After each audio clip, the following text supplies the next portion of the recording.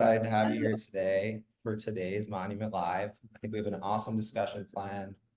We're joined by some wonderful guests from Seek, who've just launched a really cool product that we're going to dig into today and how it ties into the whole movement with women's health and alcohol and the trends we're seeing. So really excited to have everyone. As a quick reminder for anyone new joining today, Monument is a treatment platform that helps anybody cut back or quit drinking alcohol. It has a variety of different modalities that helps folks do that. We have a therapy, we have medication-assisted treatment with physicians, and we also have peer community support where we do a variety of support groups that happen throughout the week. So that is Monument. Myself, my name is Zach Rogers. I've been with Monument for about 2 years. I lead our growth and marketing efforts. If you ever have suggestions on content or discussions that you'd like to see happen in the future, I'd love for you to reach out to me at zach@joinmonument.com.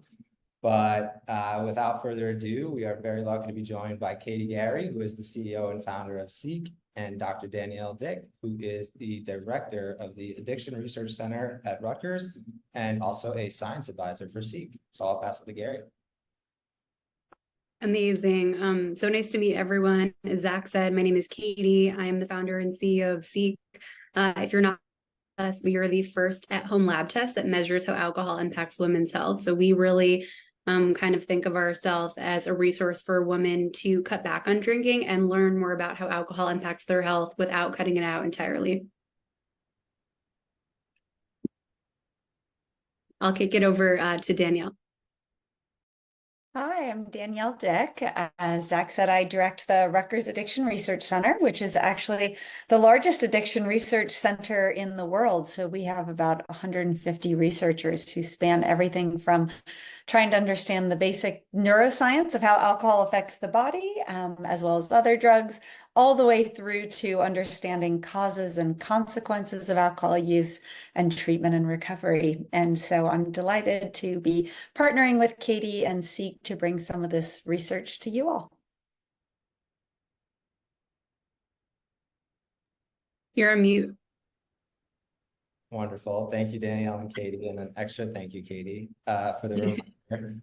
All right, well, without further ado, I want to dive into your background a little bit, Katie. Today we're really focusing on measuring alcohol's impacts on women. And I'd love to just learn a little bit more about your backstory. How did this become a topic you're interested in and what led you to it? Yeah, so my background is in marketing. I've worked in and out of health tech. I worked with Modern Fertility in 2018. So that was my first introduction to the at-home model in relation to women's health. But before that, I was working at Prevention Magazine, researching and writing about issues related to women's health. And so I was super healthy.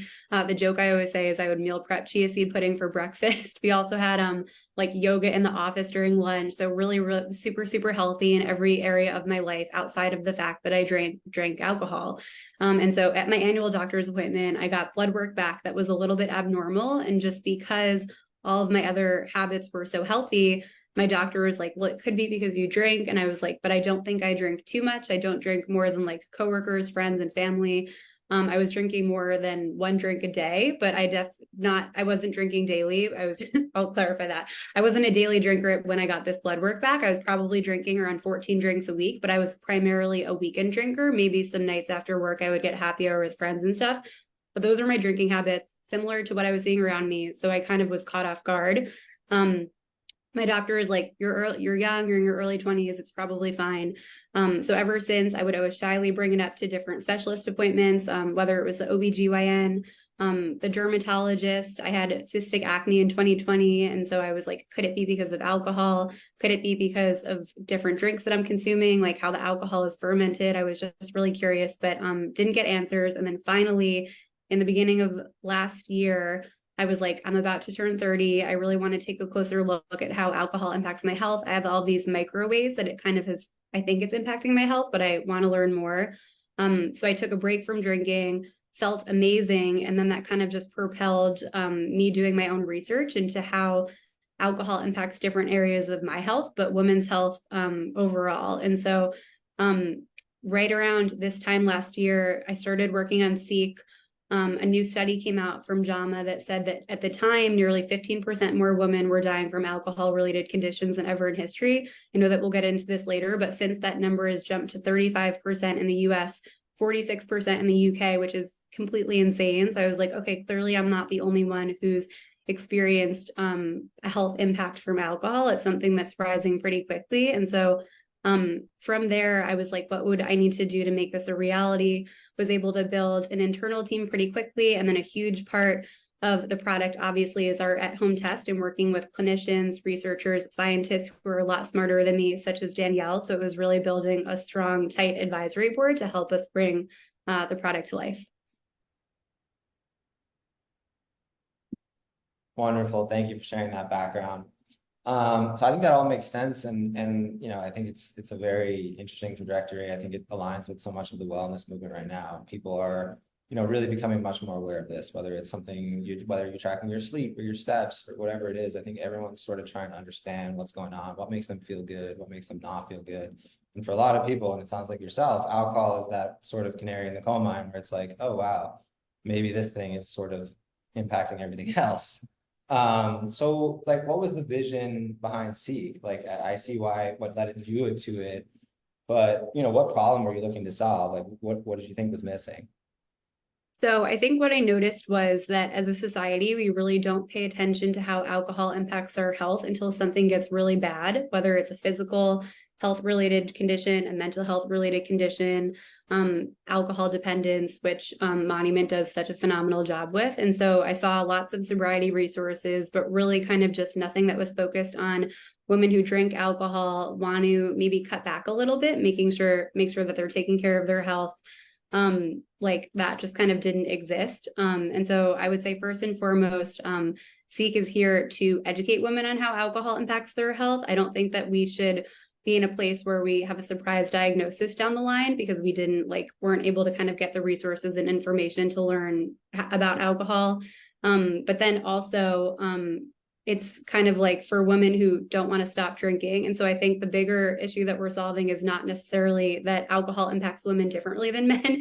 It's that most women don't want to stop drinking. And so how do you work with women who, you know, don't want to cut out alcohol entirely, but don't have any resources today to accomplish their health and drinking goals? I think it falls like somewhere in between. Totally. And yeah, that story resonates a lot with the founding of Monument and our founder story, which was very similar in the sense that, you know, I think not everyone wants to stop. You know, there's plenty of great resources for abstinence out there. But for a lot of people, moderation is a really great goal, right? It's a huge harm reduction and it's a huge impact on their health. So very similar to that, we were thinking the same thing when we built Monument, was just to create a space for people who maybe want abstinence, and that's totally an option, but maybe they just want to cut back or they want to drink more mindfully. So that makes a ton of sense. And then, you know, we touched on it a little bit earlier, but I would like to dive in a little bit more to some of the trends. Like, it's not a fun topic to talk about, I think, but it is important that we're aware of them. So I would love if you could talk about that for a second. Yeah, so I think women metabolize alcohol differently than men. And so there are a few different reasons for that, but the big one is that we're made with more fat and less water so we can reproduce. So we drink alcohol, ethanol sits in our body for longer, so our organs are exposed for a little bit longer. So that makes us more susceptible to alcohol-related conditions across every health category. This is something that's always been the case, and a difference between men and women. It's not like our, you know, bodies have just like changed over the past 10, 20 years. But I think that, so, you know, the reason that Monument came to be is that women and people in general were drinking more. And so, that's kind of just like what, propelled Seek, us to kind of like create Seek as well. And then like from there, you could silo it out into so many different categories. I think that women are more susceptible to like a bunch of different alcohol related diseases, whether it's like liver, breast cancer, heart disease. The numbers aren't good, but I think that also on the flip side, Seek really likes to focus on the positive. So there's also a ton of data that shows that when we do cut back on alcohol in comparison to men, we can see faster health improvements. So it's like a little bit of both. And then the final thing I would say is that women were excluded from medical research altogether until 1993. So research kind of like across women's health has been lacking, and as is the case, especially with how alcohol impacts health. So while we've gathered all the data that we can kind of get our hands on to date, which Danielle can speak to more, I think that we do still have a lot to learn. Yeah, wow, that was great. Yeah, and on that note, Danielle, You've been very patiently listening in. I would love to hear your perspective on this. Katie talked about a lot of the interesting trends that we've seen. One of the big things is that historically, women tended to drink less than men, and that was largely due to societal issues and kind of informal social prohibitions surrounding drinking. And as there has been more equality between men and women, which is a wonderful thing, but women have also really caught up in other ways. And so, particularly among adolescents moving into young adulthood, so kind of the period that Katie was talking about when, so many young people are engaging in risky behaviors. There's a lot of substance use that's part of kind of the social fabric for many individuals. Women have really both caught up to men and in some cases surpassed rates of alcohol use among men. We find that women are starting to even use earlier because even as adolescents, often they're introduced to alcohol earlier because of older boyfriends who are attracted to younger girls who tend to develop earlier than boys do. And so for a whole variety of reasons, we're seeing women using earlier, using at higher rates. And then on the other end of the lifespan, we're also seeing more older individuals using and rising health problems among older women as well. And it's likely because of the reasons that Katie was talking about, how women process alcohol differently. And so now when there's kind of been a lifetime of maybe just kind of what one might think of as regular alcohol use, not necessarily even problematic levels of use, that starts to accumulate. And we're seeing it now in growing problems, not only in younger women, but also in older women as well. And I think that speaks to why a product like Seek is really so beneficial. Awesome. So with these trends and sort of biological differences, discussed that we have, Katie, what were you thinking, like, of the role of science in this? Like, I know you mentioned the body fat differences, and that's obviously a huge role. But how did you kind of how do you think that Seek would be able to help sort of women uncover the impacts of it on? So I think when I first started working on Seek, I obviously had my own experience, but I think that's one experience of millions and millions of women. And so I interviewed over 50 women to kind of find out the health areas that they cared about in relation to drinking, whether they had had alcohol related symptoms or they were just kind of curious to learn more. That's how we built our advisory board, but that's also really, those were, I guess, like you could say, the fundamentals of how we built out our test. So Seek measures biomarkers across core health categories that are sensitive to alcohol at low levels of consumption. So that's everything from heart, brain, liver, fertility, menopause, our gut microbiome, skin, really the full gamut. Something that I think is important to note is that these aren't alcohol direct biomarkers. So a big part of our testing process is that when a woman takes our test, we educate her on other areas of her health, lifestyle, genetics that could also be impacting these biomarkers. So I would think of it as almost a starting point to learn more about how alcohol impacts your health. And then when you test, we package your test results with drinking and other lifestyle modifications that you can make to address any abnormal levels or really just symptoms that you're having. I think there's nothing worse than feeling like you're having awful symptoms and then getting blood work back and you're like, everything is normal, but I feel completely awful. And so I think that, we really like to focus on, your biomarker levels, the data, but also how you're feeling, I think should be weighed equally as heavily. Wonderful. I love that. And especially, I think it's two things you said. It's like the personalized insights of it, but I think it's also the second thing you said, which is that alcohol isn't existing in a vacuum, and it's sort of, your other biomarkers are impacted by other things. But, I think for so long we've kept these things separate, but it's so great to see that you're kind of piecing it all together and helping people look at their health from a holistic perspective, which I think is sorely needed right now. With that, I'd love to move over to Danielle or Dr. Dick again and ask about the role that genetics play in all of this and how that contributes to alcohol. So one of the things that we know is not everyone is equally at risk of developing problems, whether those are health-related consequences or whether those are problems directly related to addiction. And our genes play a big role in that. We can look around and see all kinds of genetically influenced differences between people on the outside, our skin colors and hair colors and body shapes and sizes and facial features and all of that. But the thing I think is even more fascinating is that we're just as different on the inside. And one of the ways we're really different is in the ways our brains are wired and the ways that our bodies also process drugs. And so we know that there's three big genetically influenced pathways that impact why some people are more at risk than others. The first is physiological response to drugs. And so some people, we know there's genes that are involved in metabolism of each of the different drugs, be it alcohol or opiates or otherwise.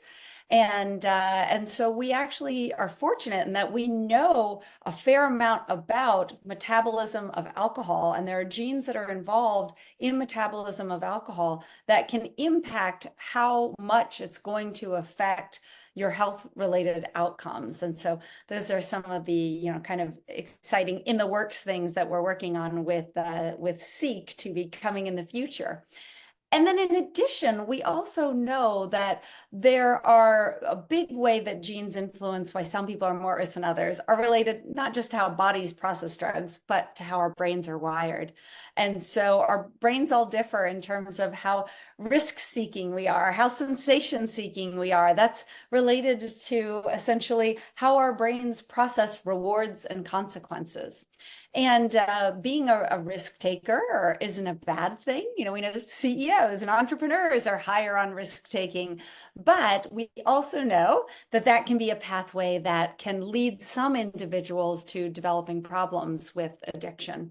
And then a related pathway is that we know that we all differ in how sensitive we are to processing fear and frustration and anxiety. And so we kind of differ in the way our brains respond to worry and anxiety. And some individuals who are more prone to that, if they don't develop good coping strategies, might end up using substances like alcohol to kind of, numb those feelings, which can lead to problems. And so we're partnered with Seek, and we're thinking about the alcohol specific pieces, but we've made a lot of progress also in identifying this broader kind of addiction liability, this sort of genetic predisposition broadly to addiction.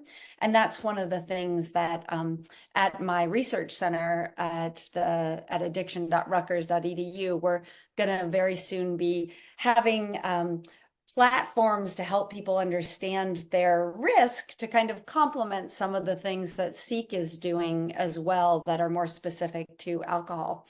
So that's sort of where the genetics of the ways that our genes influence risk, and really kind of where genetics is taking us, because we both know specific genes and we can combine information across our entire genomes to really understand people's different genetic risk profiles.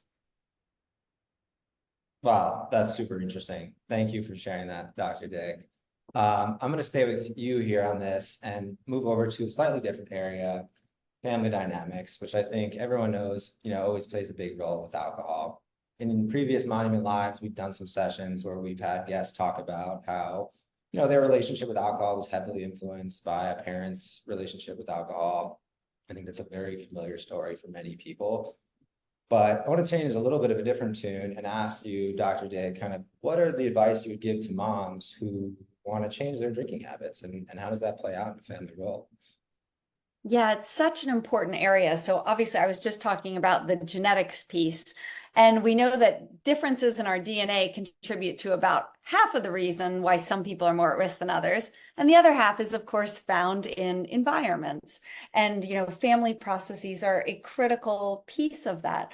And so when it comes to, children who have parents who maybe have problems or are using in heavy or risky ways, they both might be inheriting, an increased genetic risk themselves, but then they're often in an environment where there's social modeling, there's exposure to substances. They might think there's more acceptance of using substances in heavy or risky ways. And so, while I hate the idea of putting any more guilt on moms, because as a mom, I know that we get enough of that from society and from ourselves. But the reality is that, we can play a positive role in our children's relationships with alcohol and understanding that by having those conversations with our kids from early on, by essentially thinking about what choices we're making about alcohol and what kind of message that sends to kids.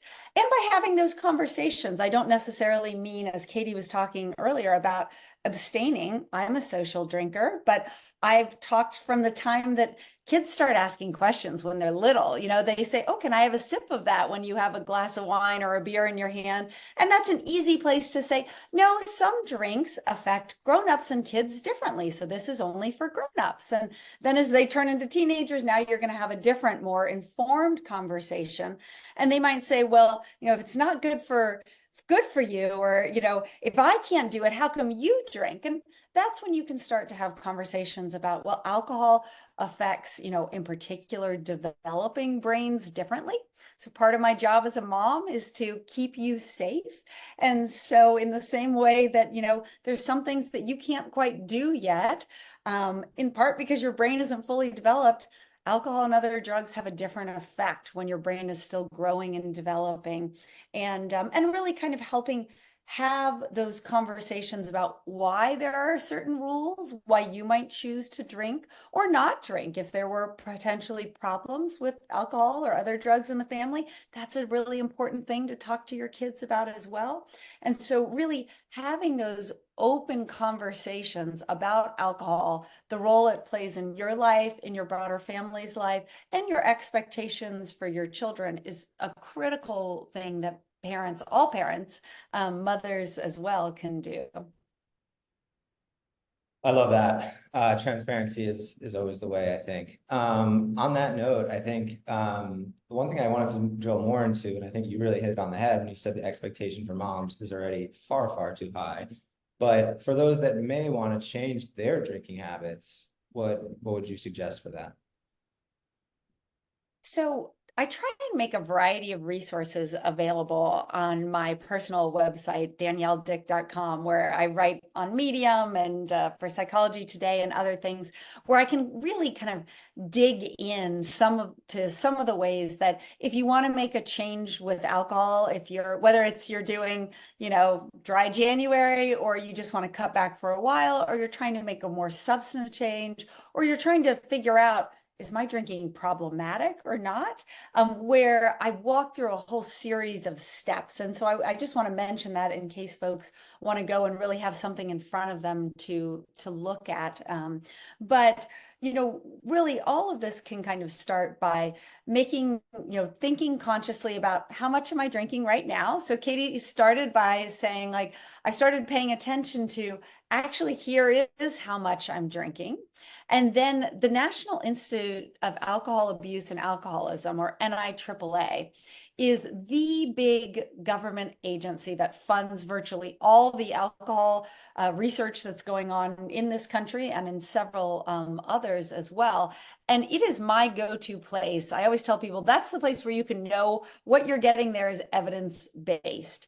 And so they have a whole series of tools where you can put in, here's how much I'm drinking, and here is whether or not that might be problematic. It doesn't give you the kind of personalized information like you would get through Seek, but it gives you general information about, here are now strategies for cutting back, starting with figuring out how much you're currently drinking, thinking about when are you drinking, can you change some of those patterns? So maybe instead of getting together with a girlfriend, having a glass of wine to catch up, maybe you all can go for a walk in the neighborhood, or you can try, a lot of restaurants and bars now also have fun mocktail menus as well too.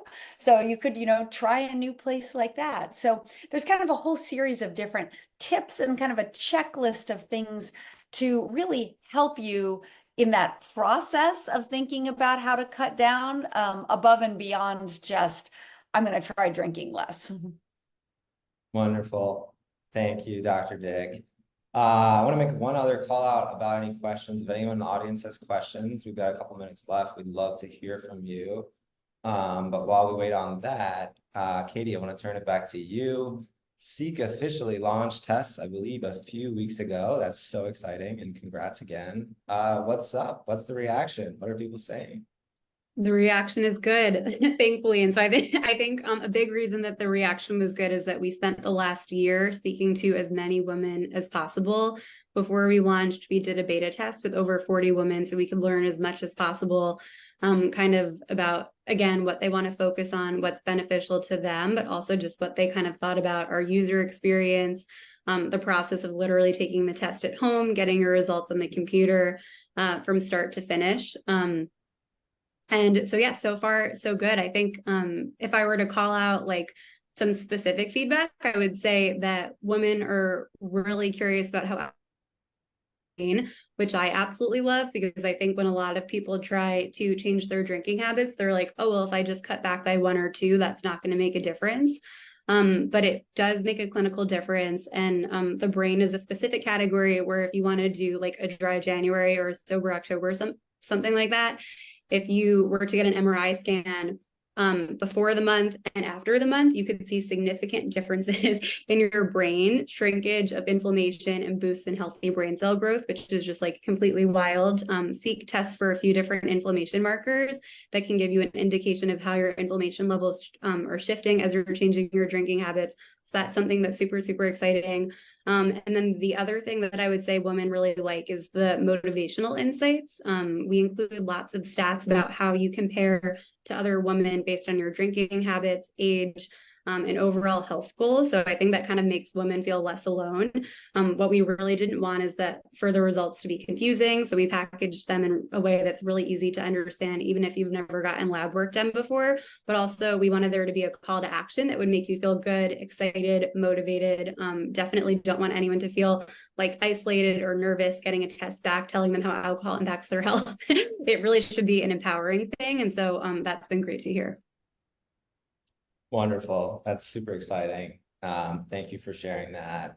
Yeah, I really just love that you guys are sort of normalizing moderation and helping bring more people into this tent of a healthy relationship with alcohol. I think that's so crucial. And from there, people can do whatever they want. But, I think giving them that groundwork is so important.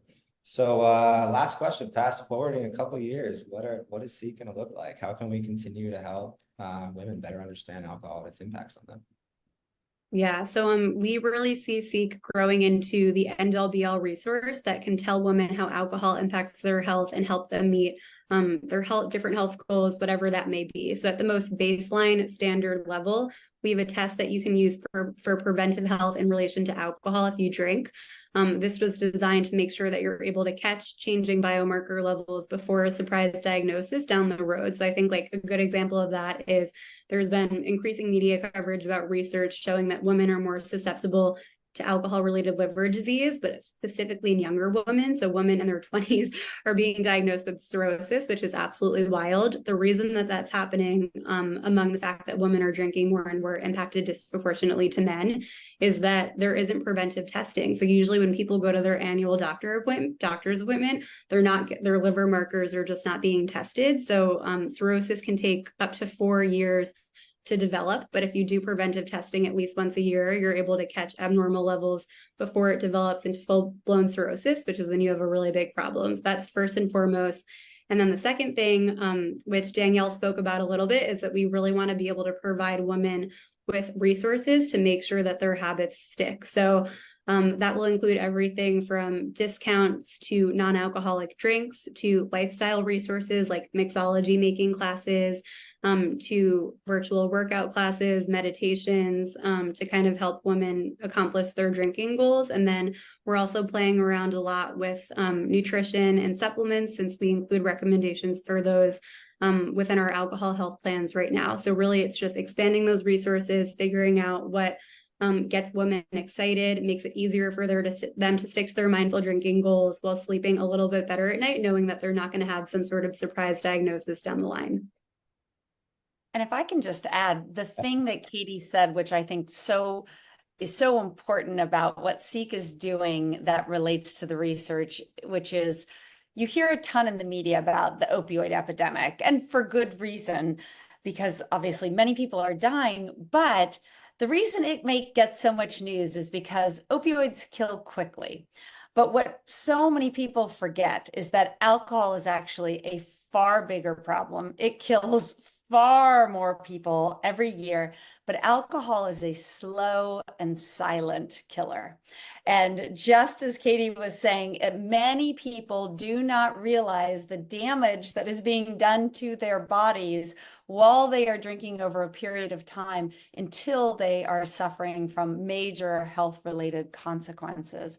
And so, to my mind, and one of the reasons I was excited to support this company and get involved, the idea that we can help raise awareness earlier on to essentially curb that epidemic of alcohol-related deaths, which is going on quietly in the background, is, I think, a really important thing that I hope Seek will contribute to. I love that, Dr. Dick. Thank you for wrapping us with that. That was wonderful. Katie, thank you so much for joining. Huge fan of Seek. Really excited to see it grow, and best of luck. I dropped in the chat, seekhealthtest.com, but that's where you can learn more info about what they're building and order a test. Other than that, thank you all so much for coming out. Dr. Dick and Katie, thank you so much again. It was wonderful to chat with you. If anyone has questions, feel free to follow up on email. I didn't see any come in today, but thank you all for joining. Thank you so much. Bye. Thank you all for joining.